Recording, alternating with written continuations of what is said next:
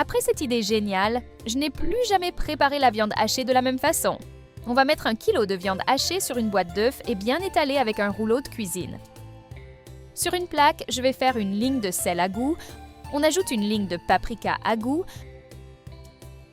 Je fais une ligne de poivre noir à goût. Et on fait une ligne d'oignon en poudre à goût. Et je vais répéter le processus. Et avant que j'oublie, dis-moi de quelle ville tu me regardes pour que je t'envoie un petit coucou spécial. Le coucou d'aujourd'hui va à Marie Durand, de Bordeaux, France. Je suis vraiment heureuse que tu apprécies nos recettes.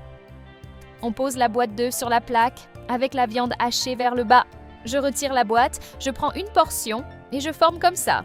On met sur une assiette et on répète avec les autres portions. On met 1 cuillère à soupe de beurre dans la poêle et je remue jusqu'à ce que ça fonde complètement. Ensuite, on met les boulettes qu'on a formées dans la poêle et je commence à les faire frire. À chaque fois que j'arrive ici, je me rappelle que cuisiner, ce n'est pas seulement de la technique, c'est aussi l'émotion de transformer des ingrédients simples en quelque chose de spécial.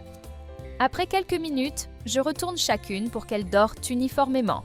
À ce stade, je retire les boulettes de la poêle, je les mets sur une assiette avec du papier absorbant et je réserve. Juste après, on coupe 9 pains en 2, comme ça. Maintenant, je retire la partie du dessus. Ensuite, on met 6 tranches de cheddar sur la base des pains, côte à côte, pour former une couche comme ça. Juste après, on ajoute les boulettes qu'on a fait frire en les plaçant au centre sur la couche de cheddar. Ensuite, je mets encore des tranches de cheddar par-dessus les boulettes en les couvrant toutes comme ça.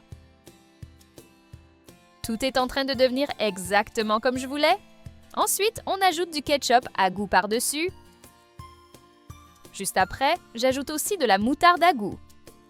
Maintenant, on couvre tout avec l'autre moitié des pains et j'appuie pour bien fermer. Juste après, on transfère sur une plaque avec du papier cuisson. Ensuite, on badigeonne avec du beurre fondu en couvrant toute la surface des pains comme ça.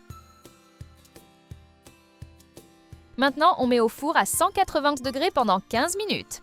Après ce temps, je sors du four. Ensuite, on coupe une portion de ce délicieux plat et on la met dans une assiette. J'aime ce genre de recettes parce qu'elles tiennent exactement leurs promesses.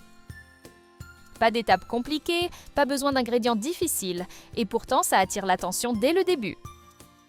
Le résultat, le visuel, l'odeur et le goût sont incroyables. Je l'ai déjà faite plusieurs fois à la maison et tous mes amis et ma famille adorent. Fais-la chez toi aussi et après dis-moi ce que tu en as pensé.